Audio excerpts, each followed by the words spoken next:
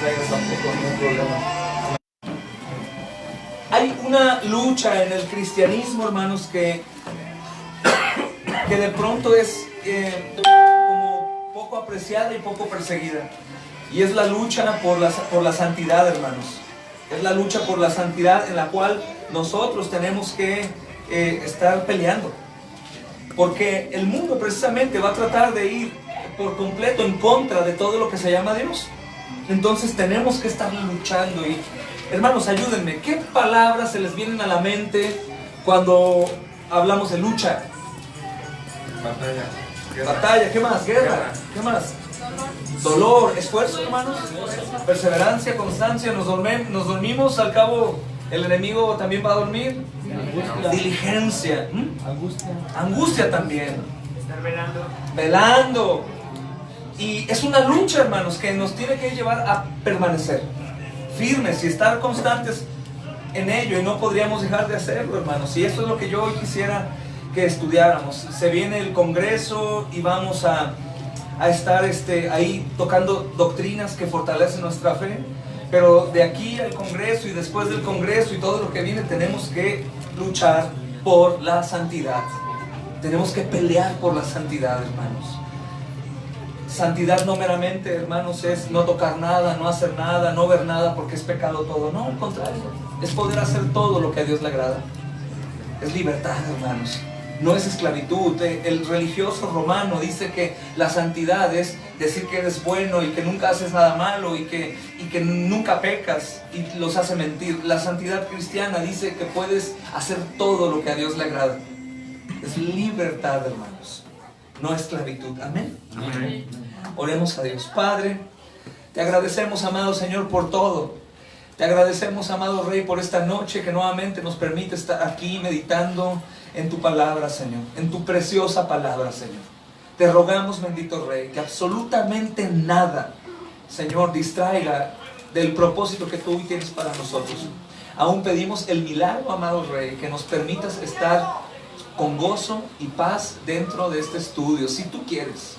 Si quieres probarnos, Señor, en paciencia, en amor, en paz, Señor, estamos dispuestos, Señor. Te damos la gloria. Te pedimos, Señor, por las personas que nos rodean. Te pedimos por su salvación. Te pedimos, amado Dios, por sus almas, Señor. Te pedimos para que sean libertados, amado Señor, y añadidos a tu cuerpo. No nos molestaremos, Señor, sino por el contrario, clamaremos a ti por su salvación.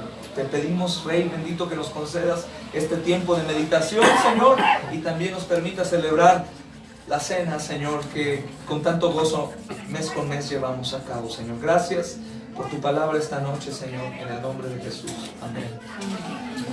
Buscad la paz con todos, hermanos. Nos queda como anillo al dedo hoy, ¿verdad? Sí. Y la santidad sin la cual nadie verá al Señor. Aunque he defendido mucho la porción de esta escritura en cuanto a la santidad, nadie verá al Señor, en contraste a algunos que predican este texto como contexto legalista. Es decir, si tú no te portas bien, si tú no eres santo, ellos confundiendo la santidad, si tú no eres santo, tú no vas a ver a Dios. Pero la realidad, ¿quién lo podría ver entonces? ¿No?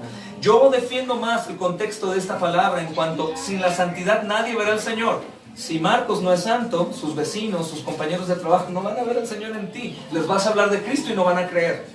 Defiendo más ese contexto, hermanos, en cuanto al reflejo que damos en cuanto a mi cristianismo, ¿no? ¿De qué serviría decir que somos cristianos y que el mundo nos conozca como maldicientes, como ladrones, como adúlteros, como borrachos, como iracundos? ¿Tú crees que creerían en mí? No. Entonces la lucha, hermanos, por la santidad es para la gloria de Cristo, pero también para reflejar a los demás que Cristo vive y reina en nuestras vidas, hermanos. Es algo que tenemos que practicar. Creo que nos queda muy bien el tema con la serie que mi hermano Carlos ha llevado aquí en la capilla, hermanos. Enfocando a eso, a una vida santa, a una vida obediente para la gloria de Dios. No porque obedezca para ser salvo. Hemos entendido que no es así, hermanos. Pero hay una santidad práctica también en el texto, en el contexto que más se predica. Una santidad práctica, es decir, una santidad que tiene que llevarse a cabo, sin la cual no veremos al Señor. Una santidad, me refiero, hermanos, a buscar las cosas de Dios, buscar hacer lo que Él dice que yo debo de hacer, y practicarlo. Sobre todo, hermanos, porque hoy en día por el internet puedes encontrar predicadores que sobreenfatizan tanto en la gracia que tú te chupas el dedo y vives en el mundo porque es por gracia. Y la realidad que la Biblia nos enseña que es por gracia mi salvación, pero yo tengo que mortificar, es decir, matar mis deseos pecaminosos. Y tengo que esforzarme día con día, pelear por la santidad, por las cosas de Dios. Tú, hermano y hermana, tienes que levantarte de mañana y aunque no tengas el deseo, tienes que decir: Señor, gracias porque este día lo has hecho para que yo dé gloria a tu nombre. Familia, vengan, vamos a orar. Esposa, vamos a orar. Esposo, levántate, oremos. Oremos al Señor, clamemos, leamos un capítulo de la Biblia, leamos unos salmos, meditemos en proverbios. Es nuestro día de descanso, salgamos aquí a hablar a otros de Jesús. Tenemos que buscar, y esa santidad, hermanos, es necesaria en la vida del creyente, porque sin esa santidad práctica, hermanos, no veremos al Señor. No veremos al Señor. Muchos viven como si esto no fuera cierto. Hermanos, hoy en día muchos, aún con la bendición de tener el evangelio verdadero, viven como si no fuera cierto. No quiero hablar hoy de aquí de la capilla, hermanos. Por gracia de Dios ha perseverado la iglesia, pero hablo en general. Muchos viven el cristianismo como si la santidad no fuera algo necesario para mi vida. Puedo congregarme. Hoy en Guadalajara, los que vieron el estudio, les decía una palabra que nos golpea, que es coherencia. Y podría explicar yo en mis términos, hermanos, la palabra coherencia así: lo que yo digo que soy, o lo que yo profeso, o en lo que profeso creer, debe de verse reflejado en mis actos. Es algo coherente. Y esto es a lo mejor detonado porque yo en realidad creo que el Hijo de Dios se ha puesto en la cruz para morir ahí por mi culpa. O sea, si el Hijo de Dios murió en la cruz y yo creo en eso, obviamente mi vida debe reflejarlo, ¿o no? Sí. Lógico, hermanos. Por supuesto, hermanos. Como cuando reflejamos un duelo cuando un familiar muere. Lo reflejamos, ¿cierto? Mueren y nos duele y estamos tristes, y muchos llevan un luto. Yo pienso que mi hermana Silvia y Alberto siguen de luto con lo de la bebé. Y la hermana Francis, misionera que está aquí en México, amiga de nosotros, hermana amada, ella, creo que si no me equivoco, duró como 7, 8 años o 9 años de luto, hermanos, hasta que dijo: ya, los amo, los sigo amando, pero ya. Pero reflejaba lo que ella vivió y experimentó. Era coherente. Pues, oye, tu hijo murió, tu hija murió, claro que tienes que estar contristado, aunque lleguen y te digan: no, tranquilo, todo bien, apóyate en Dios. Eso, hermanos, es real. Digo, si no fuera por Dios, no podríamos vivir un duelo así. Pero se refleja lo que vivo y lo que he experimentado. ¿Están de acuerdo? Esto es lo que podríamos describir como una vida coherente a los que han creído el evangelio. Un reflejo, hermanos, un reflejo. Por supuesto que es importante el reflejo, porque nos damos cuenta que en realidad estamos en el Señor.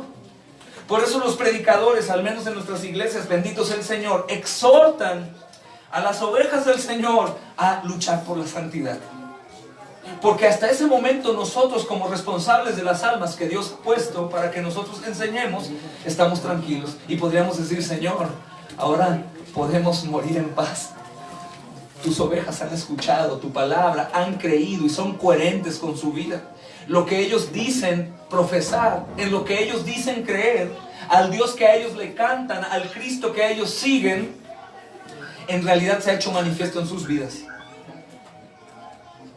Y es algo coherente, ¿cierto o no, hermanos? Es algo lógico, porque lo creen, lo han experimentado y lo reflejan. Entonces, esta es la santidad práctica sin la cual el autor de Hebreos, que yo defiendo que es el apóstol Pablo, dice que no vas a ver al Señor. El Señor Jesucristo lo desea de esta manera: por sus frutos los vas a conocer.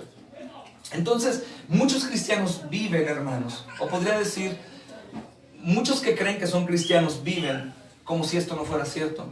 Porque estoy seguro que cuando ya tienes un nombramiento como cristiano, aunque no practiques toda la semana un cristianismo santo, de cualquier manera el Espíritu Santo te da el deseo y te está golpeando y te lastima cada vez que estás ausente o pecas o vas en contra del Señor. Está causándote incomodidad, el verdadero creyente. Pero también hay cristianos profesantes, es decir, cristianos que dicen que son cristianos, que viven vidas contrarias a la santidad, hermanos. Y que un día van a escuchar las terribles palabras del Señor Jesús que están en Mateo capítulo 7, versículo 23. Apartaos de mí, nunca los conocí, hacedores de maldad. Hay cristianos que dicen que son cristianos, que son profesantes de la fe cristiana y viven sus vidas contrarias a la santidad. Es decir, hermanos, cristianos que durante toda la semana ni por aquí les pasa el Señor, sino únicamente les pasa para que me bendigas, para que me vaya bien, para que no me enferme, para que cuides a mis hijos, para dame, que podría, hermanos, ser un símil, un idéntico a un católico romano. Ellos también se persignan, hermanos, pasan por su iglesia, se persignan, pasan por la imagen, se persignan, van a trabajar y se persignan, reciben una moneda y se persignan, o sea, constantemente están siendo coherentes con su religión. Pero hay cristianos, hermanos, profesantes, que viven vidas contrarias a la santidad práctica, que no están buscando la santidad, que no están peleando contra sus propios deseos. Y esto es lo que nosotros tenemos que buscar, pelear contra nuestros propios deseos. Si las hermanas tienen deseos de ser sensuales, tienen que batallar con eso. Si los hermanos tienen deseos de ser perezosos y no discipular a su familia, tienen que mortificar eso, hermanos. Si los jóvenes quieren ser, o los niños, irresponsables, irreverentes con sus padres, ellos tienen que aprender a luchar por la santidad. Es una lucha constante, hermanos. No para obtener algo, sino porque ya lo hemos obtenido. Sí. Es por eso, hermanos. Y esta es la santidad que este texto dice, que sin ella no verás al Señor. O lo verás, pero para escuchar, nunca os conocí, apartaos de mí, hacedores de maldad. ¿Pero por qué hacedor de maldad? Porque todo lo que hiciste, lo hiciste para tu propia gloria, para tu propio beneficio, y no para la gloria mía. El apóstol Pablo le dice a estos creyentes profesantes, hermanos, en Romanos capítulo 8, versículo 13, si me acompañan. Hay entre los romanos personas que están así, hermanos. Y de pronto el apóstol Pablo les hace una advertencia en el versículo 13, hermanos. Mira, versículo 12. Así que, hermanos, deudores somos. Eso es importantísimo que tú lo medites. Estamos endeudados, ¿sabes hasta cuándo? Hasta la eternidad con Cristo. Jamás podríamos pagarle a Cristo lo que hizo, ni aunque fuéramos eternos. Jamás. Entonces el apóstol Pablo dice, eres un deudor. Eres un deudor, no a la carne. Es decir, no somos deudores a la carne para hacer lo que la carne pide. Dice, no a la carne para que vivamos conforme a la carne. No le debemos a la carne. Porque si vives conforme a la carne, ¿qué dice? Moriréis. Mas si por el Espíritu, al cual estamos endeudados hasta la eternidad, hermanos, si por el Espíritu hacemos morir las obras de la carne, vivirás. Si por el Espíritu, no por mi fuerza, no por mis ánimos, no por nada, sino por el Espíritu con el cual estoy endeudado. Endeudado hasta el copete, hermanos. No es una deuda, no es, pues es que intento, pero no puedo, pues es que quiero, pero no se da, pues es que cuando doy el primer paso, mi esposa me baja ahí el deseo, o mi esposo no me da. No, esto es una santidad particular, hermanos, personal, en donde a ti no te importa lo que esté alrededor, ni te vas a motivar por nadie, sino tú mismo eres deudor del Señor y tú mismo tienes que pelear por la santidad. Es eso, es una lucha que no depende si me dan, si me quieren, si no me quieren, si me abrazan, si no me abrazan, si me sonríen, si no me sonríen. Nada, es tuya. Tú vas a estar delante de Dios un día, no acompañado, tú solo. Y tú vas a dar cuentas a un Dios justo. Y sin santidad no verás al Señor. No hablo de obras, no nos confundamos, creo que ha quedado claro la justificación por las obras, hermanos. Así que muchos textos, no solo este texto, hermanos, están defendiendo que hay una santidad sin la cual nadie verá al Señor. Es importante. No únicamente por la deuda. Digo que eso sería suficiente. Pero es que algún día vamos a morir y vamos a estar frente a Dios, hermanos. No vamos a poder correr, ni escondernos, ni excusarnos el por qué sí o por qué no, o por qué hice o por qué no lo hice. No, hermanos, terminó el tiempo. Terminó el tiempo. ¿Qué acaso estás diciendo, pastor, que debo temer a Dios? Por supuesto. Debes de temblar. Y usamos mucho eso, ¿no?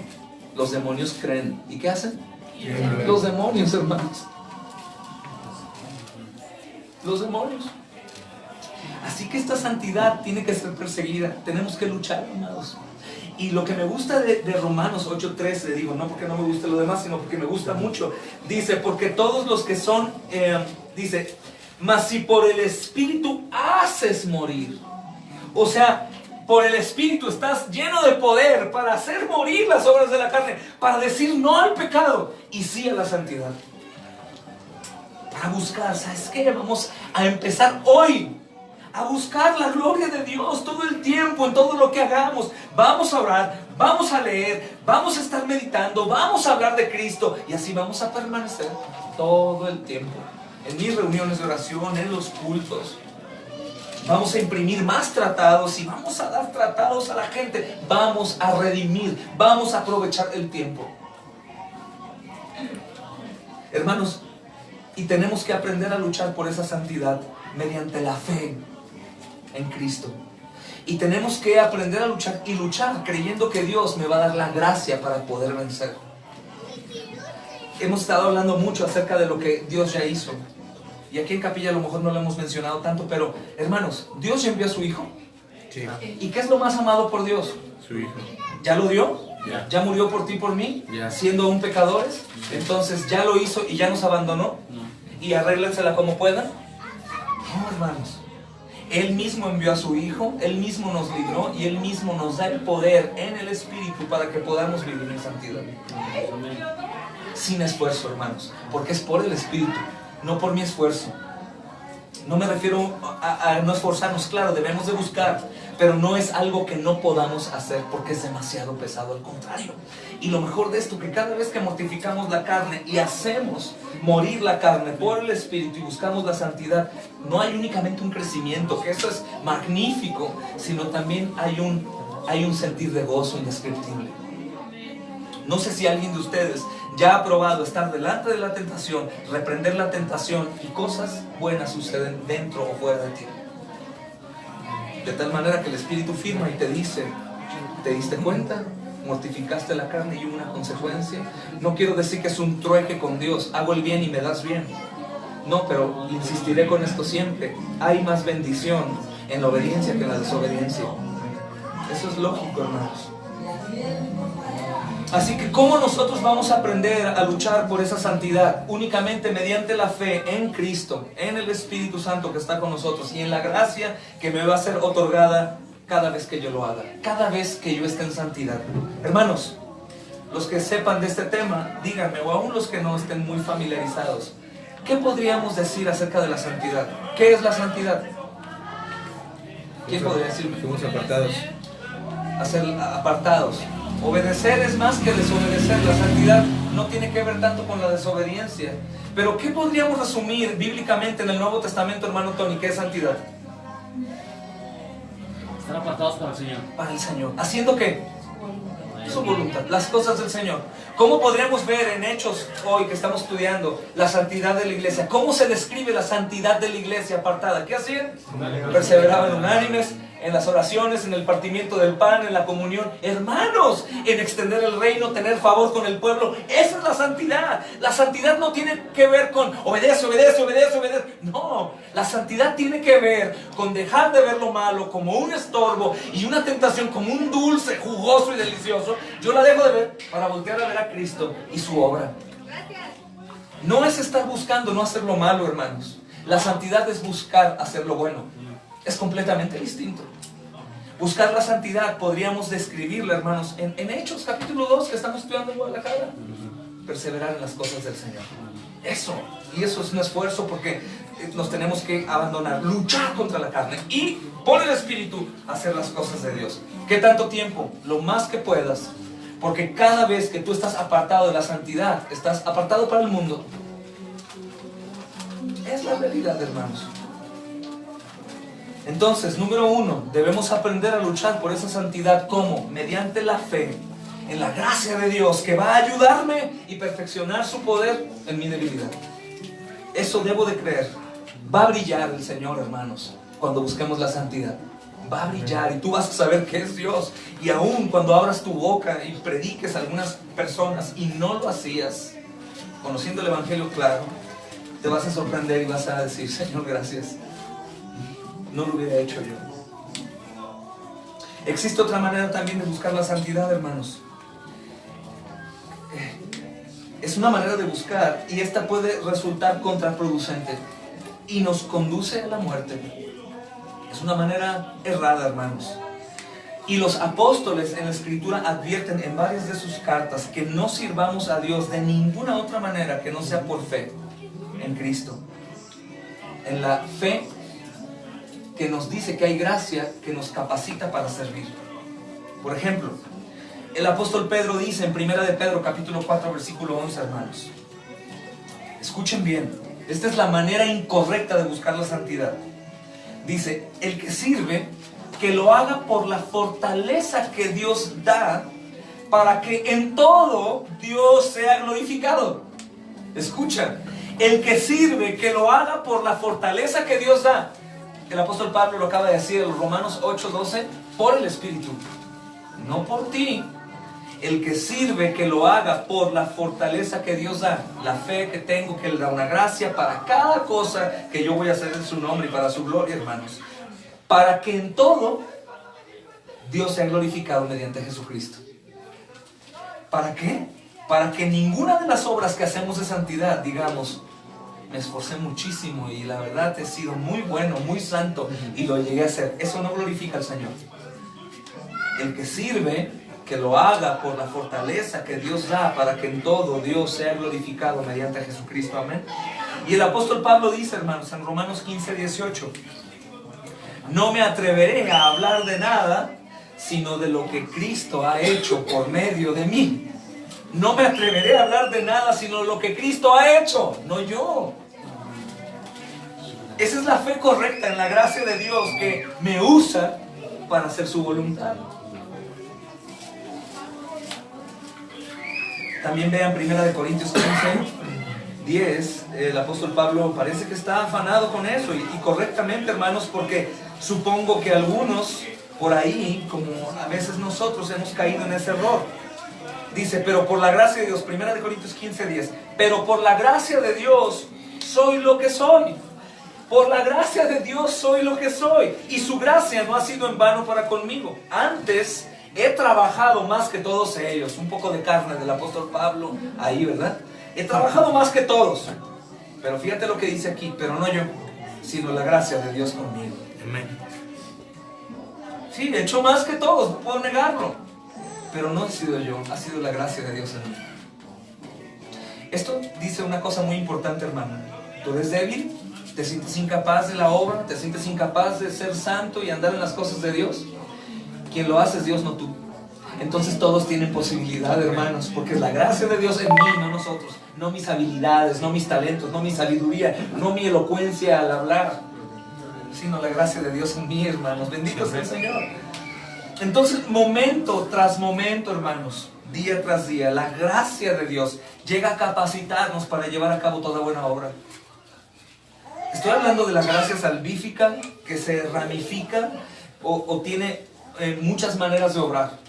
No es una sola gracia la que se me da para ser salvo, es decir, un regalo inmerecido para salvación, sino Él me provee un regalo inmerecido momento tras momento para poder hacer su voluntad. Y cuando nosotros no hacemos su voluntad, que culpamos al Señor, pues no puedo y me esfuerzo. No, lo que pasa es que me fue dada la gracia. Tengo aquí sus promesas, hermanos. Tengo mi iglesia, tengo los hermanos con los que puedo hablar, convivir, pedir consejo. Tengo boca, tengo salud, pies, manos para andar en sus cosas. Y cuando no lo hago es porque yo no quise hacerlo. Porque da una gracia tras gracia, día tras día, hora tras hora, minuto tras minuto. Y cuando tú eres obediente a eso, hermanos, te gozas de una manera indescriptible. ¿Qué sientes cuando compartes el evangelio a una persona perdida a la cual no le querías compartir por X motivo? ¿O qué tal cuando estamos en nuestra reunión de oración y oramos conforme a la voluntad de Dios y Dios nos da lo que pedíamos te quedas asombrado. ¿O qué tal cuando te sientas aquí y escuchas a través de los predicadores lo que tú estabas esperando escuchar o lo que no querías escuchar? Bendita gracia del Señor, hermanos, que no únicamente nos salva, que es lo que todos quieren, sino que también nos capacita día con día para hacer la voluntad de Dios. No podemos vivir más rechazándola, hermanos, para llevar a cabo toda buena obra, hermanos, toda buena obra. Miren 2 Corintios capítulo 9, hermanos,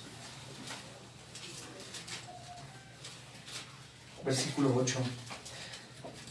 Dice: y poderoso es Dios para hacer que abunde en ustedes toda gracia, a fin de que, teniendo siempre en todas las cosas todo lo suficiente, escucha, teniendo siempre todas las cosas, todo lo suficiente, en todas las cosas todo lo suficiente o necesario, abundes para toda buena obra.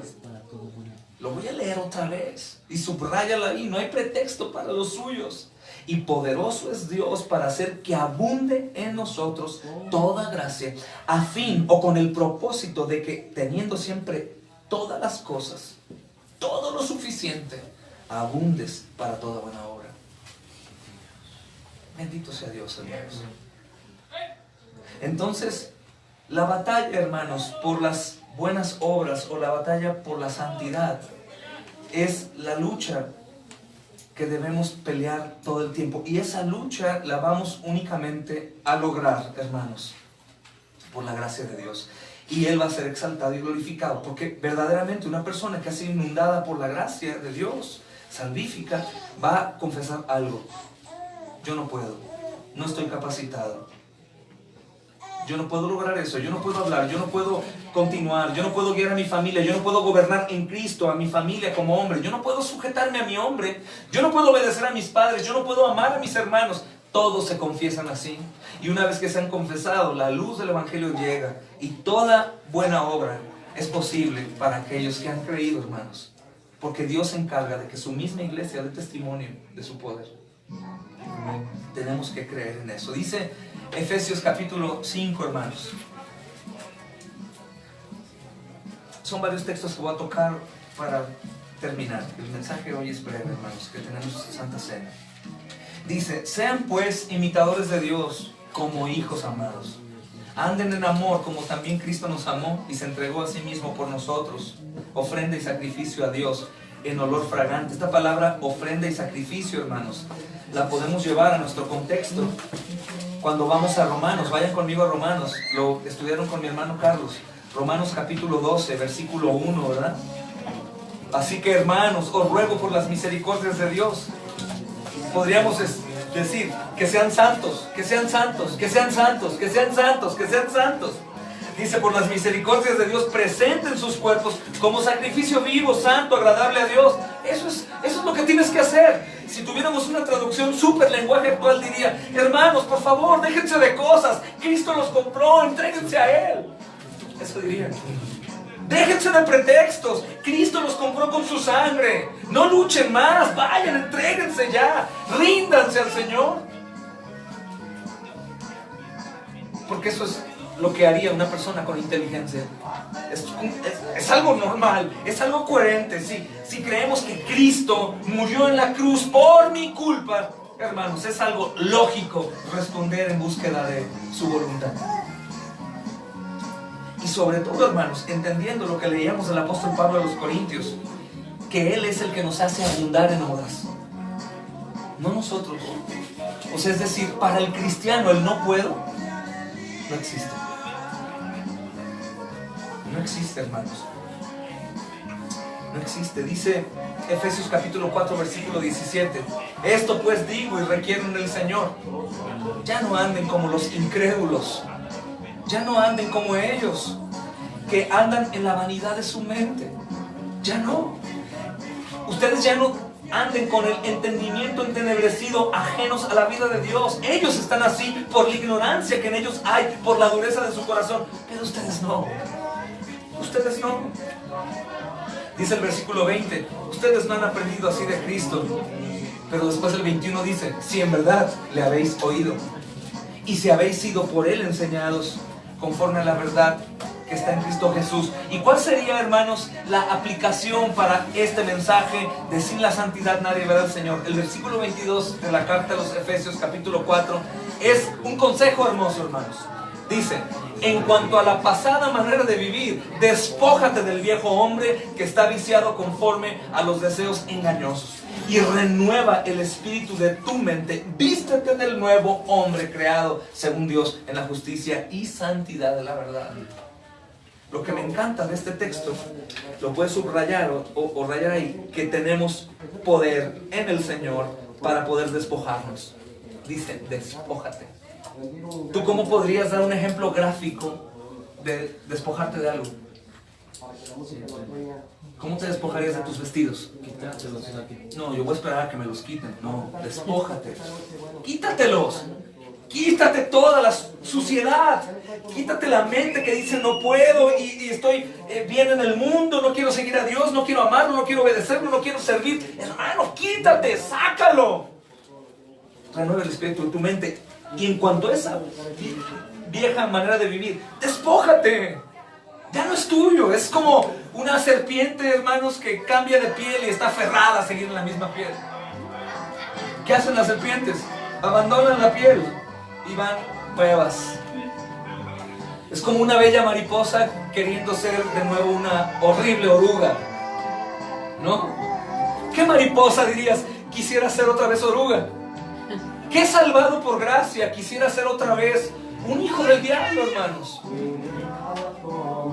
¿O a quién le gustaría conocer que Cristo fue sacrificado por sus pecados y continuar en esa vida de escupirle a Jesús y darle látigos por nuestros pecados? Aunque eso no sucede otra vez, ya sucedió. Pero ¿quién coherentemente le gustaría seguir viviendo empapado en el mundo, teniendo un rey tan hermoso, tan amoroso, que aparte de todo nos dice: no te preocupes, no es por ti, es en el Espíritu, es en Cristo, es en Dios?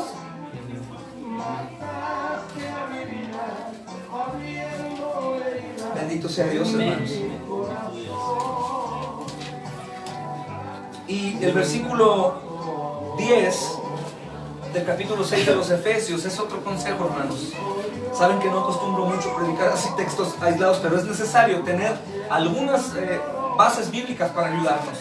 Y es un texto que conocemos mucho, que me gusta mucho que empiece por lo demás. Y esto podría resumirse por todo lo que les he dicho, hermanos. Por estas cosas es necesario que se fortalezcan en el Señor y en el poder ¿de qué? De su fuerza. Por lo demás, hermanos míos, fortaleceos ¿en quién? En el Señor. ¿Y en el poder de quién? De su fuerza. Vístanse de toda la armadura de Dios, hermanos. ¿Cuál es la armadura de Dios? No es literal, hermanos. No vamos a ir a comprar una espada y esas cosas que algunos pastores hacen en sus iglesias. Literales, se visten de guerreros y su espada. Es algo, hermanos, que tenemos que hacer por todo lo que hemos dicho. Es necesario vestirnos de toda la armadura de Dios. Si puedes ahí subraya toda. ¿Para qué, apóstol Pablo? Pues para que puedas estar firme contra las acechanzas del diablo que quieren ir en contra de una vida santa y reverente. ¿Pero para qué toda la armadura? Para que puedas resistir las acechanzas del diablo, que todo el tiempo va a molestarte. El diablo va a querer que tú peques. El diablo va a querer que adulteres. El diablo va a querer que mientas. El diablo va a querer que caigas en ira, en contienda, en celos, en amargura, en coraje, en decepción, en alcoholismo. El diablo va a querer voltearnos a donde estábamos como gentiles, hermanos, entenebrecidos en nuestra mente. Así. A lo mejor no tanto, ¿verdad? Pero sí ahí. Vístete de toda la armadura de Dios. ¿Para qué? Para que puedas estar firme contra las acechanzas.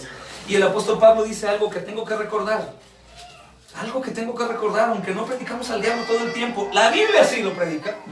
Y dice que no es una lucha visible contra mi esposa, mi esposo, los hermanos. Y ese no es el problema. La lucha es contra principados, contra huestes espirituales de maldad, hermanos, contra demonios, contra ángeles caídos insaciables, ya condenados, que no alcanzaron misericordia, que ellos quieren destruirte como ellos. ¿Por qué? Porque el Señor ha quitado de ellos toda paz, todo amor, toda misericordia. Y eso es lo que quiere hacer contigo. Y vuelve a decir, por tanto, por todo esto, ¿por qué? Porque el diablo quiere ensañarse contigo, que no seas santo. ¿Y cómo el diablo va a poder conmigo? Porque es que la maldad no está únicamente en el diablo, sino también está en ti. Ese es el problema, está dentro, hermanos. Entonces el diablo prácticamente llega y prende ahí el fuego, y tú ya estás lleno de combustible adentro. Tomen toda la armadura, hermanos. ¿Para qué, apóstol Pablo? Para que puedas estar firmes, para que puedas resistir el día malo, y habiendo acabado esto, estés firmes. Y el consejo, hermanos, es sencillo, y me gustaría que pienses en los consejos que el apóstol Pablo da para poder ser santos, apartados de todas las maquinaciones del diablo. Estad pues firmes, ceñidos vuestros lomos con la verdad. Andar en la verdad, hermanos. Andar en la verdad. Andar justamente. En el versículo 14, verdad y justicia. Versículo 15, caminar en el Evangelio. ¿Se acuerdan? 1 Corintios 15, lo prediqué aquí en León, en Guadalajara. Permaneciendo firmes y constantes en el Evangelio. Estar en el Evangelio. Sobre todo, tomen el escudo de la fe. Porque si no tienes la fe en el Señor, pues no vas a leer, no vas a meditar en el Evangelio, no vas a creer que el diablo anda como león. Toma la fe, es el escudo. Sobre todo, dice, con la fe vas a poder apagar los dardos del maligno que te van a estar todo el tiempo tratando de golpear, de hacer para atrás, de desesperar. Toma el yelmo de la salvación, que es decir, gózate en tu salvación. Y recuerda cómo es que tu salvación es posible. Y toma la espada del Espíritu. Con esa vamos a pelear, con la palabra de Dios. ¿Quieres tomar soluciones verdaderas y efectivas y buenas, saludables, edificantes? Con la palabra. ¿Vas a decidir algo? La palabra. ¿Vas a emprender algo? La palabra. ¿Quieres hacer algo con referencia a la iglesia? Que la palabra te avale. La palabra tiene que ser, hermanos, con lo que peleamos día con día. Entonces, esta es la santidad, hermanos, que nosotros tenemos que buscar, la que tenemos que pelear. Buscar la paz, estar bien con todos, y la santidad, sin la cual nadie verá al Señor. Si tú te preguntas por qué viene la relación de la paz con la santidad, dime una cosa: cuando tú pecas, ¿pecas contra quién? Y después, contra alguien siempre. Siempre contra alguien. Busca la paz con todos. Y la santidad. Practica el cristianismo. ¿Cómo? Por el Espíritu, por el Señor, en el poder de su fuerza, hermanos. Porque sin la santidad nadie verá al Señor, es lo que dice la palabra. Y vaya que nadie que pueda al menos conocer un poco qué será ver al Señor sin la santidad, quiere seguir viviendo sin santidad. Vamos a dar gracias y orar y preparar la cena, hermanos.